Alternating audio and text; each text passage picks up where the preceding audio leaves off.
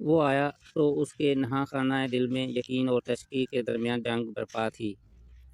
وہ اس ذات اقدس صلی اللہ علیہ وسلم کی خدمت میں حاضر ہوا جس کا سینہ محبت وحی اور مخزن انوار الہی تھا۔ اس نے پوچھا، اس نے سنا، اور جب وہ واپس چلا تو اس کا ذہن، دل اور دماغ یقین اور ایمان کے نور سے معمور تھے۔ وہ اپنی قوم میں گیا، اس نور کو اس کے سینے میں بھی اتارا اور پھر تاریخ کی پہنائیوں میں ہمیشہ کے لیے مستور ہو گیا۔ خدائے علیم و خبیر کے سوا کوئی نہیں جانتا کہ اس کا بچپن کیسا تھا اور اس کا بڑھاپا کیسے گزرا، لیکن اس کا آنا، پوچھنا، سننا اور لوٹنا تاریخ اسلام کا ایک ایمان افروز باب بن گیا۔ اس کے مختصر سے کردار نے صفحہ تاریخ پر جو نقوش مرتسم کیے وہ آج بھی جگمگا رہے ہیں اور ان کی ضیاءپاشی قلوب و اذہان کو منور کر رہی ہے۔ 9 ہجری کا ذکر ہے کہ ایک دن رحمت عالم صلی اللہ علیہ وآلہ وسلم مسجد نبوی میں رونق افروز تھے۔ حضرت عمر فاروق رضی اللہ تعالیٰ عنہ، حضرت طلحہ بن عبید رضی اللہ تعالیٰ عنہ، حضرت انس بن مالک اور کئی دوسرے جلیل القدر صحابہ بھی بارگاہ نبوی میں حاضر تھے۔ اتنے میں سامنے سے ایک اعرابی نمودار ہوا۔ یہ دوہرے بدن کا ایک دیدار روح نوجوان تھا۔ بلند قامت، گورا چٹا رنگ، سیاہ گیسو، کانوں کی لو سے اس طرح نکلے ہوئے جیسے چاند کے گرد حالہ۔ وہ اپنی اونٹنی کی مہار تھامے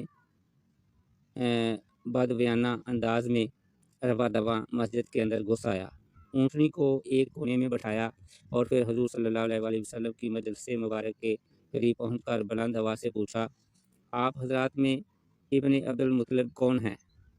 حضور، ابن عبد المطلب میں ہوں، فرمائیے۔ عربی، محمد آپ ہی کا نام ہے؟ رسول اکرم صلی اللہ علیہ وسلم نے فرمایا، ہاں۔ عربی نے کہا، اے صاحب، میں ایک دیہاتی آدمی ہوں، کچھ باتیں آپ سے پوچھنا چاہتا ہوں، میری زبان کی درستی سے آپ ناراض تو نہیں ہوں گے؟ رسول اکرم صلی اللہ علیہ وسلم نے فرمایا، نہیں نہیں، تم جو پوچھنا چاہتے ہو بے تکلفی سے پوچھو، میں ہرگز قبیلہ خاطر نہ ہوں گا۔ عربی نے کہا، اے محمد، آپ کا قاصد ہمارے قبیلے میں آیا تھا، اس نے ہمیں بتایا کہ آپ کو اس بات کا یقین ہے کہ اللہ تعالیٰ نے آپ کو اپنا رسول مبعوث کیا ہے۔ رسول اکرم صلی اللہ علیہ وسلم نے فرمایا، ہاں، اس نے سچ کہا۔ عربی نے کہا، آسمان کس نے بنایا ہے؟ رسول اکرم صلی اللہ علیہ وسلم نے فرمایا، اللہ نے۔ عربی، زمین کس نے بنائی ہے؟ رسول اکرم صلی اللہ علیہ وسلم نے فرمایا، اللہ تعالیٰ نے۔ عربی، ان پہاڑوں کو کس نے قائم کیا اور ان میں انواع و اقسام کی چیزیں کس نے بنائیں؟ رسول اکرم صلی اللہ علیہ وسلم نے کہا، اللہ تعالیٰ نے۔ عربی نے پھر کہا، اسی اللہ کی قسم ہے جس نے آسمان اور زمین بنائے اور ان پہاڑوں کو قائم کیا، کیا واقعی اللہ نے آپ کو اپنا پیغمبر بنا کر بھیجا ہے؟ رسول اکرم صلی اللہ علیہ وسلم نے فرمایا کہ ہاں۔ عربی، آپ کے قاصد نے ہمیں یہ بھی بتایا تھا کہ رات دن میں ہمارے لیے 5 نمازیں پڑھنا فرض ہے۔ رسول اکرم صلی اللہ علیہ وسلم نے فرمایا، اس نے سچ کہا۔ عربی، اس ذات کی قسم جس نے آپ کو منصب رسالت پر فائز کیا، کیا واقعی اس نے آپ کو ان نمازوں کا حکم دیا ہے؟ رسول اکرم صلی اللہ علیہ وسلم نے فرمایا، ہاں۔ عربی، آپ کے قاصد نے ہمیں یہ بھی کہا تھا کہ سال میں 1 مرتبہ اپنے مال پر زکوٰۃ دینی چاہیے۔ رسول اکرم صلی اللہ علیہ وسلم نے فرمایا، جی، اس نے سچ کہا۔ عربی، اس ذات کی قسم جس نے آپ کو نبوت عطا کی، کیا واقعی اللہ نے آپ کو اس کا حکم دیا؟ رسول اکرم صلی اللہ علیہ وسلم نے کہا، ہاں۔ عربی، آپ صلی اللہ علیہ وسلم کے قاصد نے ہمیں یہ تلقین بھی کی کہ ہر سال رمضان کا پورا مہینہ ہم روزے رکھا کریں گے۔ رسول اکرم صلی اللہ علیہ وسلم نے فرمایا، ہاں، اس نے سچ کہا۔ عربی، اس اللہ کی قسم جس نے آپ کو اپنا رسول بنا کر بھیجا، کیا اسی نے آپ کو اس کا حکم دیا ہے؟ رسول اکرم صلی اللہ علیہ وسلم نے فرمایا کہ ہاں۔ عربی نے پھر کہا، آپ کے قاصد نے ہم سے یہ بھی کہا کہ جس شخص کو استطاعت ہو اس پر بیت اللہ کا حج کرنا بھی فرض ہے۔ رسول اکرم صلی اللہ علیہ وسلم نے فرمایا، اس نے سچ کہا۔ یہ سوال و جواب ہو چکے تو عربی نے کلمہ شہادت پڑھا اور عرض کیا، یا رسول اللہ صلی اللہ علیہ وآلہ وسلم، میری قوم نے مجھے اپنا قاصد بنا کر آپ کی خدمت میں بھیجا ہے۔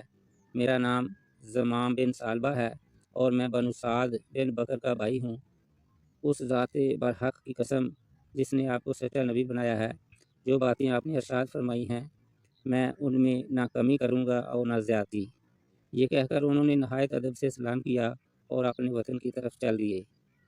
اس موقع پر رحمت عالم صلی اللہ علیہ وسلم نے صحابہ سے مخاطب ہو کر فرمایا، اگر اس گیسوں والے نے سچ کہا ہے تو ضرور جنت میں داخل ہوگا۔ حضرت زمام بن سالبہ جنہیں احکام اسلام کی پابندی کا اقرار کرنے پر رحمت عالم صلی اللہ علیہ وسلم نے جنت کی بشارت دی تھی، قبیلہ بنو سعد بن بکر سے نسبی تعلق رکھتے تھے۔ زمام رضی اللہ تعالیٰ عنہ نہایت وجیح اور شکیل جوان تھا اور اپنے قبیلے کے اصحاب فہم و دانش میں شمار ہوتے تھے۔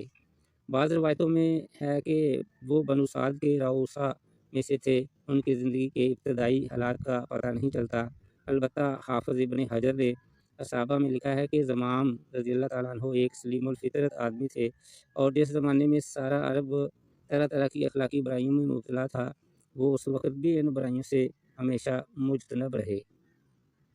صلح حدیبیہ کے بعد سرکار دو عالم صلی اللہ علیہ وسلم نے اشاعت حق اور تبلیغ دین کے لیے عرب کے تمام قبائل میں مبلغین روانہ کیے۔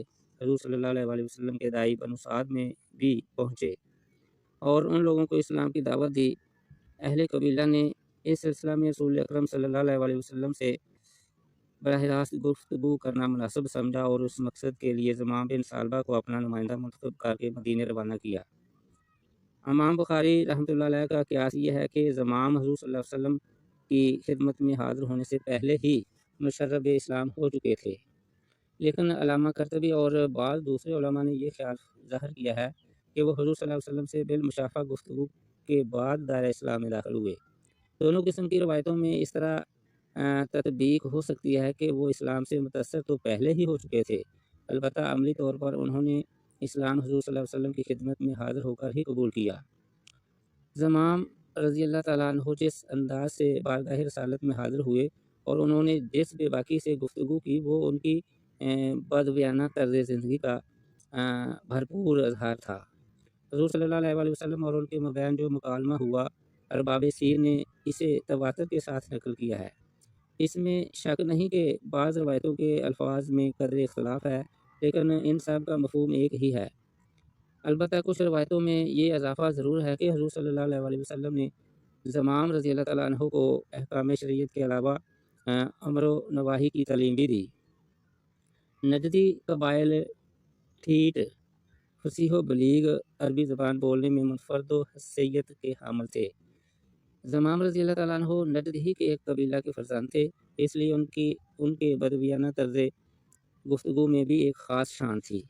اس نے حضرت عمر فاروق رضی اللہ تعالیٰ عنہ جیسے فرزانہ روزگار کو بھی اتنا متاثر کیا کہ وہ بے ساختہ پکار اٹھے، میں نے زمام رضی اللہ تعالیٰ عنہ سے بہتر اور مؤثر گفتگو کرنے والا کوئی نہیں دیکھا۔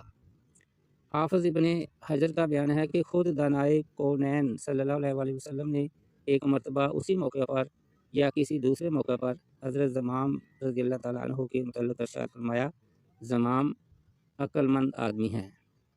جس شخص کو خود نطق رسالت سے عقل مندی کی سند حاصل ہو جائے، اس کی دانائی اور خوش بختی میں کون شک کر سکتا ہے۔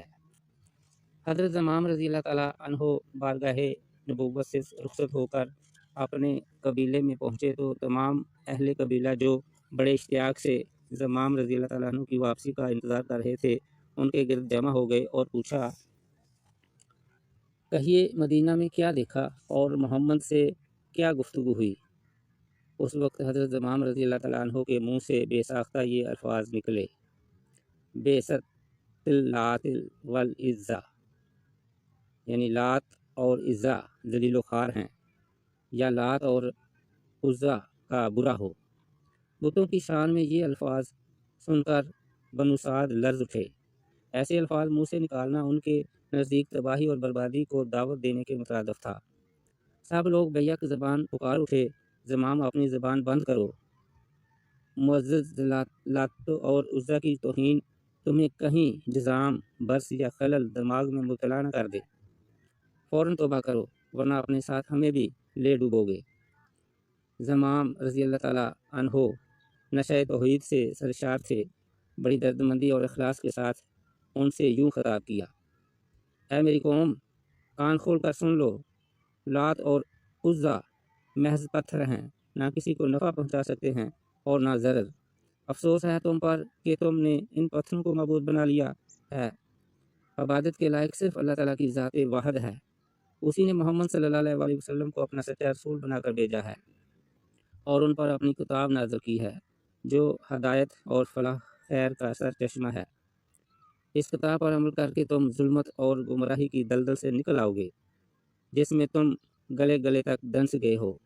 میں نے صداقت معلوم کر لی ہے اور میں شہادت دیتا ہوں کہ اللہ کے سوا کوئی معبود نہیں اور محمد اس کے بندے اور رسول ہیں۔ میرا کہنا مانو اور فوراً اللہ اس کے رسول پر ایمان لے آؤ، اسی میں تمہاری بھلائی ہے، ورنہ تباہ اور برباد ہو جاؤ گے۔ میں نے رسول اللہ صلی اللہ علیہ وسلم سے وہ باتیں دریافت کر لی ہیں جن پر تمہیں عمل کرنا چاہیے اور وہ بھی جن سے تمہیں بچنا چاہیے۔ حضرت امام رضی اللہ تعالیٰ عنہ کی تقریر ایسی پر اثر اور دل نشین تھی کہ تمام اہل قبیلہ شرک سے متنفر ہو گئے اور شام ہوتے ہوتے ان میں سے ایک متنفس بھی ایسا باقی نہ رہا جو مشرب اسلام نہ ہو گیا ہو۔ حضرت امام رضی اللہ تعالیٰ عنہ کی زندگی کے اس سے زیادہ حالات کچھ بصیر میں نہیں ملتے، تاہم پورے قبیلے کو ایک دن میں کفر و شرک کی بھول بھلائیوں سے نکال کر زیادہ حق پر چلا دینا ان کا ایک ایسا شرف ہے جس میں بہت کم لوگ ان کے شریک و سہیم ہیں۔ ترجمان نور القرآن خبر الامت حضرت عبداللہ بن عباس فرمایا کرتے تھے، میں نے کسی قوم میں زمام رضی اللہ تعالیٰ عنہ سے بہتر کوئی شخص نہیں دیکھا، رضی اللہ تعالیٰ عنہ۔